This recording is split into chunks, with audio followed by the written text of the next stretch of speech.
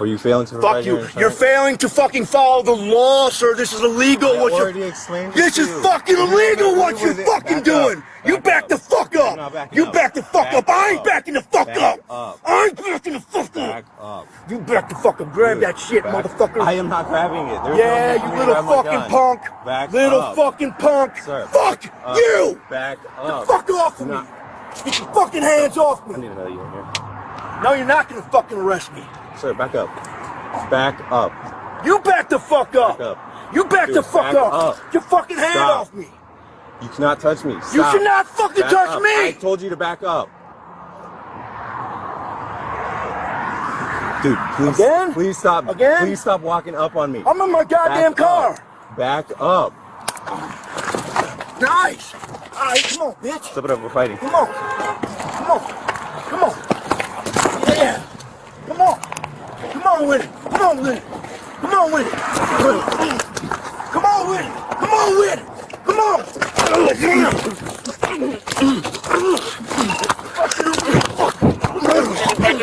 Yeah.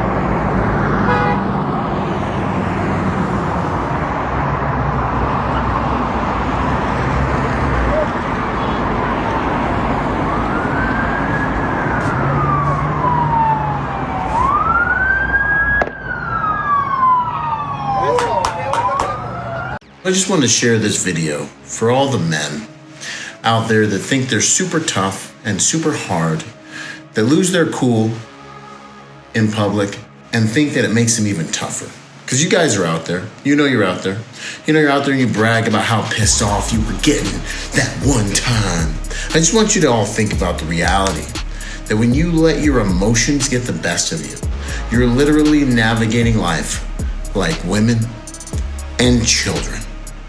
Your emotions as a man should never get the best of you. Let me tell you a little, come here. Let me just tell you a little, let me put you on game real quick. Your family should never see you lose your cool once. If you want to signal true power, frame control, meekness, like the Father, did Jesus ever lose his cool? They should never see you lose your cool. And I'm not exempt. I've lost my cool before. I have lost my cool. I've lost my cool. But as I've grown up and as I've followed my Lord and Savior Jesus Christ, I've learned. Now, this isn't to say that combat and or war isn't necessary, because sometimes it is. Within the full spectrum of what we see in the kingdom of heaven, the Bible, the term scorched earth came from God. All right. But when it comes to these emotional outbursts that I see men have that do nothing but what the Bible says, earthly anger does not produce righteousness. Literally, right? We're called to hate what God hates. But this is what I'm talking about, this whole like anger management thing. If a man cannot control his emotions, he is as a child. That's not a Bible verse. That's a psychological fact though, right? So your family should always see a powerful man that has reined in and controlled his emotions and is able to move forward sober-mindedly and effective no matter what.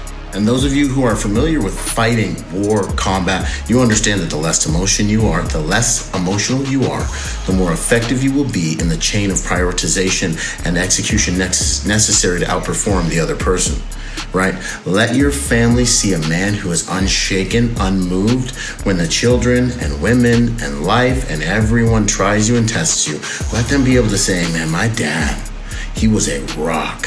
He always held it together. He was sober-minded. He made decisions.